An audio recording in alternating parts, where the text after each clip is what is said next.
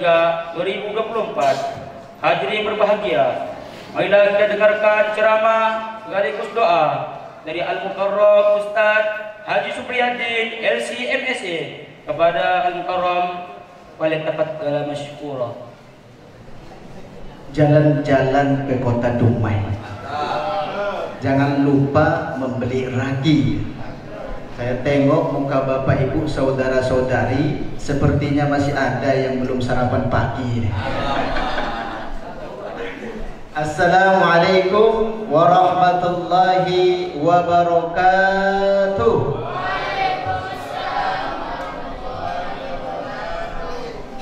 Menyeberang sungai naik rakit, sebanyak ini kok jawabnya cuma sedikit ini. Assalamualaikum warahmatullahi wabarakatuh.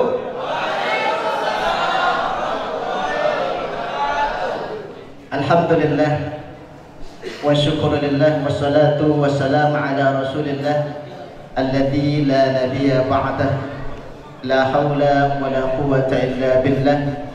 Allahumma la ilma lana illa ma 'allamtana innaka antal alimul hakim.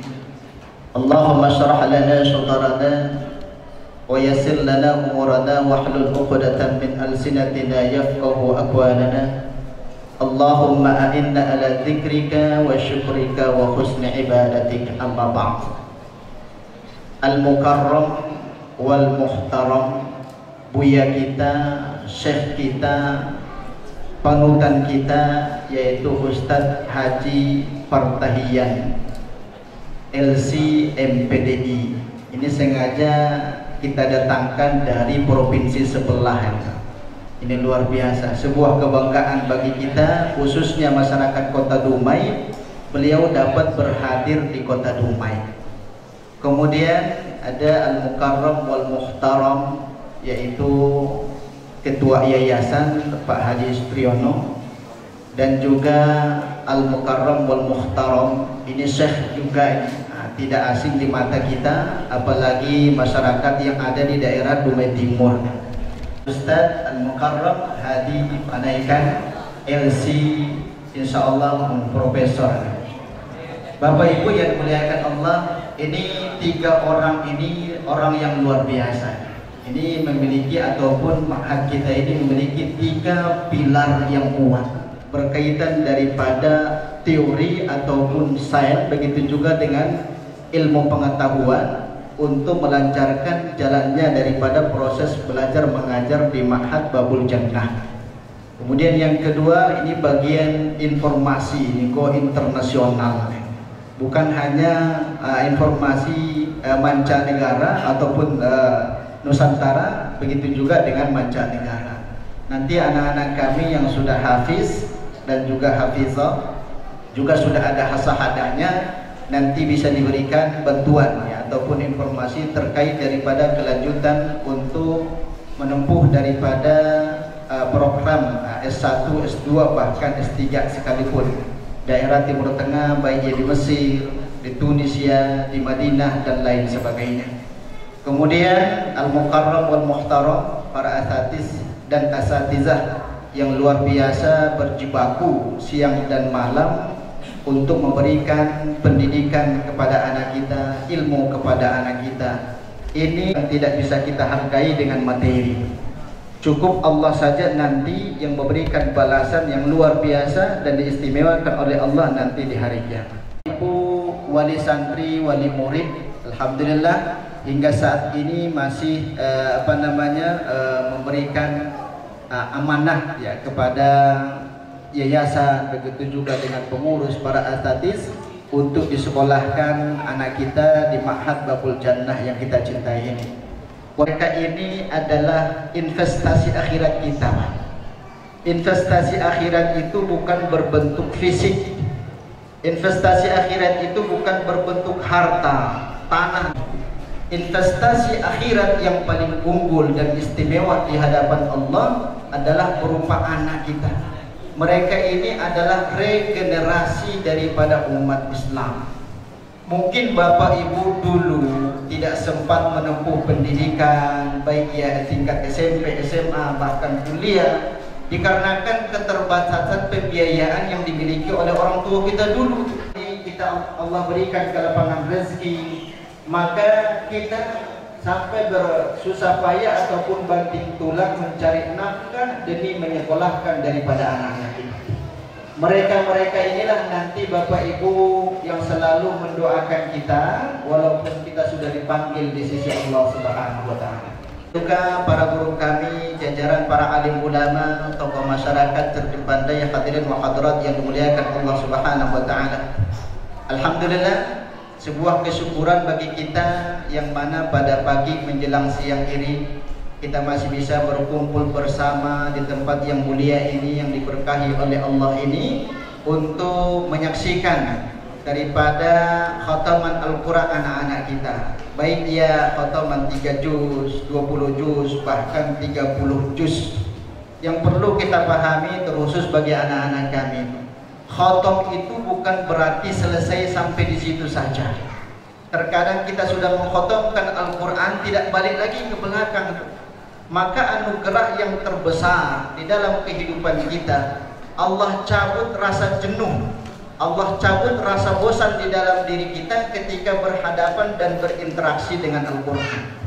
Coba kalau berita-berita di media sosial, Pak, berita-berita melalui koran dan lain sebagainya, kalau sudah dibaca, ini berita yang kemarin, ini ngapain diulang-ulang balik itu, tidak ada ketertarikan. Tapi kalau berkaitan daripada Al-Quran, Allah cabut rasa jenuh dan bosan di dalam diri kita untuk selalu berinteraksi dengan Al-Quran dan dijadikan sebagai inspirasi di dalam kehidupan kita, sebagai pedoman di dalam kehidupan kita. Maka jelas kata Allah, Al-Quran itu hudan linnasi wa bayyinati minal huda wal furqan, sebagai penerang di dalam kehidupan kita. Maka kalau ada masalah kita, ada musibah dan lain sebagainya, jangan dituangkan di media-media sosial. Terkadang kan kaum ibu sukanya curhat di media sosial, dan pastinya ibu-ibu di luar sana. Tidak ada wali murid kita di sini. Paling yang di sana satu-satu datangnya dari sini, bisa ke sana. Ya, jangan jadikan media sosial itu sebagai tempat curhat itu. Karena jutaan orang yang melihat daripada postingan kita. Maka kalau ingin memposting sesuatu, pastikan itu adalah sebuah kebaikan, sehingga menjadi dalla ala khairin, membuat petunjuk kepada orang lain untuk melakukan sebuah kebaikan yang pula. Terkadang kalau kita menuangkan masalah hidup kita di media sosial, apakah kita menginginkan harapan ada kata-kata dan yang lainnya? Terkadang tetangga kita, saudara kita, mereka tertawa ketika melihat daripada postingan kita. Maka tempat kita untuk bercurhat itu adalah Allah Subhanahu wa taala. Orang yang sering berinteraksi dengan Al-Quran, masa daripada kehidupannya itu Allah selesaikan dengan mudahnya. Karena jelas kata Allah Subhanahu wa taala, "Wa may yattaqillaha yaj'al lahu makhraja." Orang yang bertakwa kepada Allah, apapun bentuk permasalahan di dalam kehidupannya, maka Allah berikan jalan keluar. Wabil khusus kepada anak-anak kami, terkadang kita merasa letih, merasa susah, ini kok susah betul lah menghafal ayat ini itu. Maka kembali kepada Allah, perbaharui wudu itu, maka mendekatkan diri kepada Allah. Setiap kali sholat, setiap kali sujud, ya Allah mudahkanlah otakku ataupun akalku untuk dapat menghafal daripada ini Al-Quran. Maka sebuah keistimewaan bagi kita Bapak Ibu, tanpa terkecuali, yang mana anak-anak kita masih bisa duduk di bangku sekolah yang mana di dalamnya ada pembelajaran Al-Quran. Ini yang memberikan syafaat. Dulu tahun 2005 kita ada ujian berangkat ke Mesir tahun 2005. Maka di situ faktor penting di dalam kelulusan itu adalah Al-Quran. Al-Quran ini bukan hanya di akhirat saja, Pak. Di dunia saja sudah memberikan syafaat. Apa kata syekhnya ini? Kam hafizta minal Quran? Berapa engkau hafal daripada Al-Quran? Pertanyaan pertama, kedua, ketiga, sampai pertanyaan ke-10 tidak ada yang bisa dijawab oleh ini anak. Akhir daripada pertanyaan ditanya oleh seorang syekh itu, kam hafizta minal Quran ya bani? Berapa engkau hafalkan daripada Al-Quran? Maka apa kata ini? Insyaallah hafiztu 30 juz'an. Aku menghafalnya 30 juz. Apa kata Syekh ini? Ukhruj. Engkau keluar, sudah dipastikan lulus kemana engkau tuju. apakah dia ke Maroko, apakah dia ke Mesir, apakah dia ke Madinah. Maka Al-Quran ini dapat memberikan syafaat bukan hanya nanti di akhirat, di dunia saja sudah bisa memberikan syafaat. Maka syahadah itu, ijazah itu hanya sebagai formalitas ketika kita menunjukkan studi kita ke luar negeri. Walaupun itu adalah sebuah formalitas, jangan sampai terlewat. Maka program yang disampaikan oleh buya kita, kiai kita, itu perpaduan antara klasik dengan modern. Bukan hanya menghafal Al-Quran saja, di sisi yang lain ada pembelajaran saintik yang menyebabkan anak kita tidak tertinggal zaman di dalam pandangan orang lain. Dan dalam pandangan Allah juga tidak ada yang namanya tertinggal ketika kita terfokus untuk mempelajari daripada Al-Quran. Tapi Bapak Ibu dan juga para guru-guru kami yang memuliakan Allah Subhanahu wa Ta'ala, saya secara pribadi nih Bapak Ibu, ini baru kali ini yang paling terasa getaran di hati itu. Agak sedikit grogi. Kalau tempat-tempat lain yang tidak, ini groginya luar biasa. Kenapa? Karena di samping kanan saya ini pada habis Al-Quran, di samping kiri saya juga habis Al-Quran, di hadapan saya ini guru-guru saya. Ini luar biasa. Ini ibarat mengajarkan orang untuk berenang padahal dia tinggal di pulau. Seperti itu, belajar orang yang tinggal di pulau untuk berenang. Maka ada kaidah fikih yang menyebutkan idza wujidal ma'u batalat tayammum. Apabila air sudah ada, Bapak Ibu, maka tayammum itu batal. Batal itu. Tidak sah kita bersuci dengan menggunakan tayammum.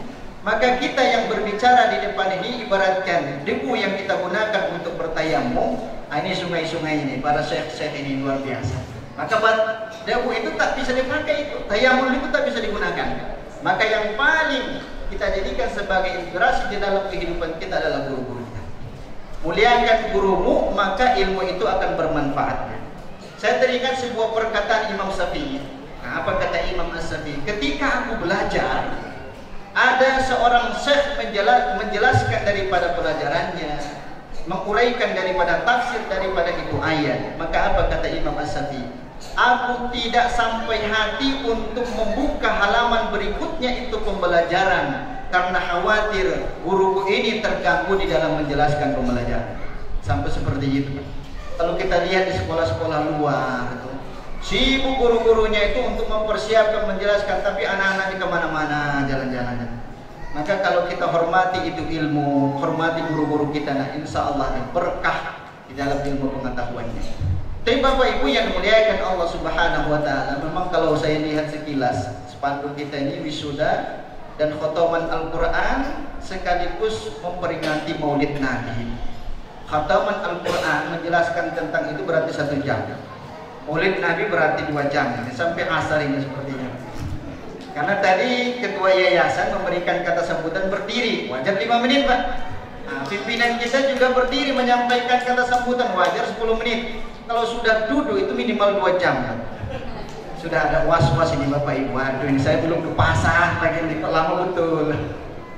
Tapi Bapak Ibu yang dimuliakan Allah, pertama, ini diceritakan oleh salah seorang sahabat, termasuk juga Khulafaur Rasyidin yang kedua.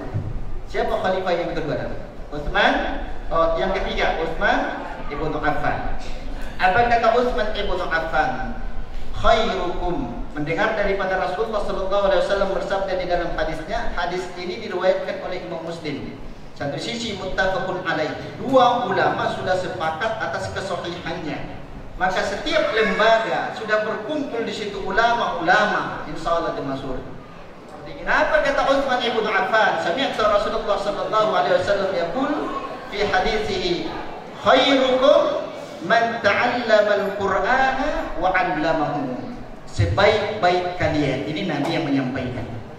Tidak ada orang yang terbaik di luar daripada kategori hadis ini.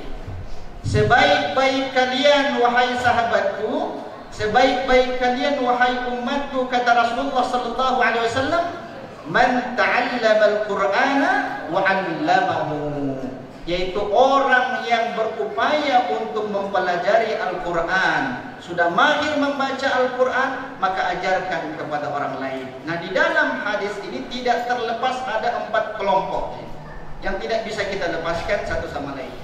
Yang pertama, itu adalah 4. Saya mencari angka-angka yang 4. Yang pertama itu adalah anak kita. Ya, mereka itu yang berupaya untuk belajar Al-Quran. Yang kedua adalah guru-guru kita, para ustadz, asatiz dan asatidzah kita yang bersusah payah untuk membagi waktunya, kesibukannya, bergelut untuk mencerdaskan daripada anak-anak kita. Tapi yang paling terpenting Bapak Ibu, jangan sampai ada di mindset kita dapat mencerdaskan anak. Tidak akan bisa. Para asatiz dan asatidzah, jangan kita pernah terpikir bagaimana caranya untuk menjadikan anak sebagai orang pintar. Tidak bisa. Kita hanya bisa berupaya. Yang menentukan anak ini cerdas ataupun tidak, kita serahkan sepenuhnya kepada Allah. Ya Allah, kami sudah bersusah payah untuk mengajarkan anak ini, berikan kecerdasan, kemudahan di dalam menghafal daripada Al-Quran. Ini asatiz, guru yang mengajarkan daripada anak-anak kita Al-Quran. Yang ketiga adalah wali murid. Ini adalah orang yang terbaik di sisi Allah. Karena di sisi daripada kesibukannya mencari nafkah, dia demi siapa? Demi anaknya, untuk bisa mempelajari daripada Al-Quran. Dan yang terakhir adalah orang yang menginfakkan hartanya, memberikan sebuah fasilitas kepada anak-anak ini biar mereka nyaman untuk mempelajari daripada Al-Quran. Maka apa kata Rasulullah SAW? La hasadun illa fil isnain. Tidak boleh hasad kepada orang lain kecuali 2 ini. Apa itu hasad? Menginginkan sesuatu apa yang dimiliki oleh orang lain, itu namanya hasad. Kalau kita bahasa Indonesia kan, dengki. Apakah boleh kita mendengki kepada orang lain? Boleh, dengan 2 kategori. Siapa mereka yang 2 kategori ini? Yang pertama adalah orang yang mempelajari daripada Al-Quran sehingga banyak Al-Quran itu yang ia hafal. Maka kita boleh iri itu, boleh hasad, ya Allah, kenapa dia bisa menghafal Al-Quran sedangkan saya tidak bisa? Kenapa saya tidak bisa membaca ataupun menghafal daripada itu Al-Quran? Maka kita boleh mencantumkan hasad di dalam hati kita untuk dijadikan sebagai motivasi di dalam kehidupan kita.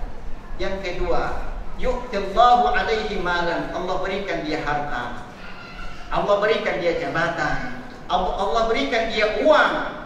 Tapi ini harta ia infakkan untuk membangun sebuah fasilitas, memudahkan seseorang menghafal daripada Al-Quran. Ini luar biasa nih, jarang dapat seperti Pak Haji Supriyono. Nah, alhamdulillah nih, dianugerahkan oleh Allah, beliau itu berdomisili di kota Dumai. Maka jangan sampai pernah berpindah dari Dumai. Jadi kalau kita ada informasi nih Ustaz Haji Panaikan nak berpindah, kita urus ke wali kota, jangan sampai dipindahkan di domisilinya dari Dumai. Ya. Ini 2 kelompok yang boleh kita berhasad. Maka Bapak Ibu yang memuliakan Allah Subhanahu wa taala, di sisi yang lain, sebuah keistimewaan yang Allah berikan kepada mereka, orang-orang yang menghafal Al-Quran, orang-orang yang memudahkan orang lain untuk menghafal Al-Quran ataupun memberikan pendidikan kepada mereka terkait daripada ilmu Al-Quran. Tapi Bapak Ibu dan juga para orang tua kami, wali murid dan para asatidzah yang dimuliakan Allah Subhanahu wa taala. Satu sisi Al-Quran itu bisa memberikan keberkahan di dalam kehidupan kita. Yang kedua, Al-Quran itu juga bisa memberikan syafaat. Iqra'ul Qur'ana fa innahu ya'ti yaumal qiyamati syafi'an li ashabihi. Maka tadi yang dilakukan ataupun hanya sebatas simbolis ini, Pak, memberikan ataupun memakaikan mahkota di kepala daripada orang tua kita. Ini hanya sebatas simbolis saja di dunia. Tapi di akhirat itu sudah ketentuan dan sudah ketetapan yang disampaikan oleh Rasulullah SAW. Seorang anak yang memiliki ataupun seseorang yang memiliki anak hafiz Al-Quran, maka nanti di hari kiamat Allah berikan keistimewaan kepada mereka. Karena jelas kata Rasulullah SAW, Allah itu memiliki keluarga. Maka sahabat bingung, Pak, bagaimana mungkin Allah itu punya keluarga? Ya Rasulullah, kata Anas bin Malik, bagaimana mungkin Allah itu memiliki keluarga? Kalau Allah itu punya keluarga, siapa kategori daripada keluarga Allah? Maka apa kata Rasulullah SAW? Keluarga Allah itu adalah orang yang berupaya membagi waktunya, bersusah payah untuk menghafal daripada Al-Quran. Kalau sudah termasuk rangkulan daripada Allah Subhanahu wa taala, begitu diistimewakan mereka. ada yang dinamakan dengan mahkota, ada juga yang dinamakan dengan singgasana. Ini khusus dipersembahkan kepada orang tua, khusus dipersembahkan kepada asatis dan asatiza, ataupun orang yang menginfakkan hartanya untuk memudahkan orang lain menghafal daripada Al-Quran. Maka jelas kata Rasulullah SAW, ini mahkota kilauannya, cahayanya melebihi daripada cahaya matahari. Kalau kita keluar jam 12 siang, kita lihat ke langit, itu matahari itu dapat mencerahkan bukan hanya bumi saja, tapi semesta alam. Bisa diberikan pancaran cahaya oleh itu matahari. Ternyata masih dikalahkan cahayanya oleh seorang anak yang menghafal Al-Quran dan diberikan hadiah berupa mahkota kepada orang tuanya, dipakaikan. Ini sebuah keistimewaan yang luar biasa. Tidak ada di antara kita Bapak Ibu yang tidak menginginkan anaknya menjadi hafiz dan hafizah Al-Quran. Maka jangan sampai kita terlupa untuk mendoakan mereka, walaupun seandainya tidak bisa dikunjungi setiap pekan. Di dalam sholat kita doakan mereka. Ya Allah, jadikanlah anakku anak yang soleh dan soleha, mudah untuk menghafal daripada Al-Quran. Karena jelas, yang terakhir jelas disampaikan oleh Rasulullah SAW, ada seorang tua. Orang tua ini ibadahnya pas-pasan. Kenapa dinamakan dengan pas-pasan? Terkadang sholat di masjid, terkadang tidak sholat di masjid, terkadang sholat 5 waktu, terkadang tidak sholat 5 waktu. Ini bahaya nih. Jangan sampai kewajiban kita itu tertinggal. Ibadahnya pas-pasan. Ketika meninggal dunia, ternyata ini orang tua ditempatkan di tempat derajat yang paling tinggi di sisi Allah Subhanahu wa Ta'ala. Maka wajar orang ini bertanya kepada Allah. Ibaratkan kalau logikanya kita Bapak Ibu berangkat ke Pekanbaru, kebetulan sisa uang tinggal 100.000, tinggal 100.000, nak menginap di Pekanbaru. Setelah menginap di Pekanbaru, ternyata ada yang mengarahkan ke Hotel Pangeran. Hotel Pangeran itu kan 600-700 ribu di satu bulan, satu hari. Satu bulan banyak. 100.000 uang dia, tapi diberikan fasilitas VIP. Maka wajar ini orang bertanya kepada resepsionisnya, bagaimana mungkin aku punya uang 100.000 tapi ditempatkan di tempat yang istimewa? Begitu juga dengan orang tua bertanya kepada Allah, ya Rabbi anna li hada, wahai Tuhanku, kata ini orang tua, apakah pantas aku ditempatkan di tempat yang istimewa seperti ini? Padahal dulu ibadahku biasa-biasa saja. Sholat 5 waktu aku tunaikan, terkadang sholat sunnahnya aku kerjakan, terkadang aku tinggalkan itu. Tapi kenapa begitu istimewa tempatku di hadapanmu, wahai Tuhanku, kata seorang tua. Maka apa kata Allah Subhanahu wa Ta'ala? Ya abdi, wahai hambaku yang aku cintai, kata Allah, dzalika li'ajadi istighfari waladika laka. Itu dikarenakan engkau memiliki seorang anak, kata Allah, yang mana anak ini tidak pernah terlupa untuk mendoakan daripada orang tuanya, walaupun orang tuanya sudah dipanggil oleh Allah. Kita di sini tinggal menunggu panggilan ini, Pak. Mungkin hari ini kita lengkap, mungkin besok ada yang duluan dipanggil oleh Allah. Maka kalau Bapak Ibu mau daftar duluan ini silakan. Ada yang mau daftar duluan. Tapi Bapak Ibu yang dimuliakan Allah, maka orang tua ini diistimewakan oleh Allah karena apa? Karena upaya daripada anak yang ia tinggalkan. Kebetulan anak ini anak yang soleh dan soleha. Bisa kita presentasikan Bapak Ibu di kota Dumai, 80% remaja tidak sanggup untuk jadi imam ketika orang tuanya meninggal dunia, mensolatkan jenazah daripada orang tuanya. Itu 80%. Ini selalu kita perhatikan di masjid. Ini selalu diwakilkan itu. Kalau kita hadir diwakilkan kepada guru-gurunya, diwakilkan kepada ustaz-ustaznya. Kecewa orang tua. Maka yang paling afdal mengimami sholat jenazah itu adalah anak kita, bukan ulama-ulama di luar sana, tidak. Tapi kalau imam masjid baru itu. Tinggal lagi imam masjid ini yang lebih diprioritaskan, kata Nabi, adalah orang yang paling banyak hafalan Al-Qur'annya. Ini lebih diutamakan itu dibandingkan orang yang lebih tua. Jangan sampai di luar sana Bapak Ibu ada orang tua kita usianya 70 tahun ke atas itu, kalau dia tidak imam masjid tak mau sholat di musola. Tidak mau. Kenapa? Karena dia merasa dilangkahi. Selagi saya masih hidup harus imam di sini. Ini pemahaman yang keliru, Pak. Saya pernah sholat di belakang orang tua kita usianya 70 tahun.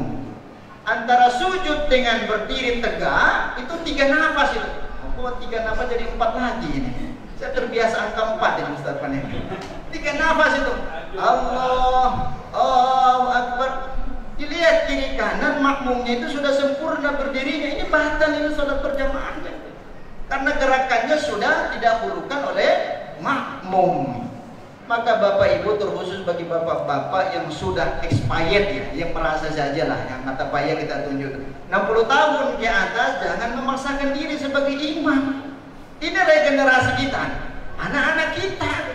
Terus jadikan sebagai apa? Dijadikan sebagai penasehat. Kalau ada kekeliruan, berikan masukan kepada mereka. Berikan masukan kepada mereka. Tapi Bapak Ibu yang dimuliakan Allah Subhanahu wa taala, karena upaya daripada anak-anak kita menjadikan istimewa daripada orang tuanya walaupun sudah meninggal dunia. Inilah yang dinamakan dengan sedekahun jariyah. Apa itu sedekahun jariyah? Mengalir terus-menerus pahalanya sampai hari kiamat. Siapa yang mendapatkan pahala sedekah jariyah ini? Para asatidz dan asatidzah. Kemudian orang-orang yang menginfakkan hartanya untuk memberikan fasilitas yang nyaman kepada anak-anak kita untuk menghafal Al-Quran, dan juga orang tua yang selalu mendoakan daripada anak-anaknya. Ini namanya sedekahun jariyah, mengalir itu. Maka orang tua ini diistimewakan oleh Allah karena upaya daripada anak-anaknya. Dulu kita berbeda waktu dan peluangnya, Pak. Dulu orang-orang tua kita, bahkan bapak ibu, mungkin hanya sebatas S1 dan lain sebagainya. Karena sulitnya ekonomi dulu, sulit sekali ekonomi. Orang tua kita pekerjaannya ke sawah, kemudian ke ladang, ke sawah dan ke ladang. Apa kata orang tua kita? Nah, sepertinya ayah mampu hanya sampai SMP saja lah, nah. Sampai SMP. Maka dikarenakan keterbatasan ekonomi, sehingga mereka sudah dipanggil oleh Allah, kita lah selaku anak. Kita selaku anak yang berupaya semaksimal mungkin bagaimana caranya untuk membahagiakan orang tua kita, apakah mereka masih hidup ataupun sudah meninggal dunia. Jangan seperti orang-orang di luar sana. Walaupun memang seperti itu, kita jadikan untuk bermanfaat sebagai kepada di dalam kehidupan masyarakat kita. Seperti yang disampaikan oleh anak kita ini, persis seperti ilmu idgham katanya. Idgham menyembunyikan sesuatu keburukan daripada guru-guru dan juga menyampaikan yang baik kepada masyarakat. Bergaul dengan masyarakat, tapi jangan ikut tercemar dengan mereka. Saya pernah ngisi di salah satu sekolah negeri tingkat SMA. Itu rata-rata itu anak di handphonenya itu sudah ada apa namanya yang diputar-putar itu, nggak paham ya. Kalau sana apa namanya langsung menyebutkan semua tuh. Ya, cutter, apa, slot. Mudah-mudahan Bapak sudah ya.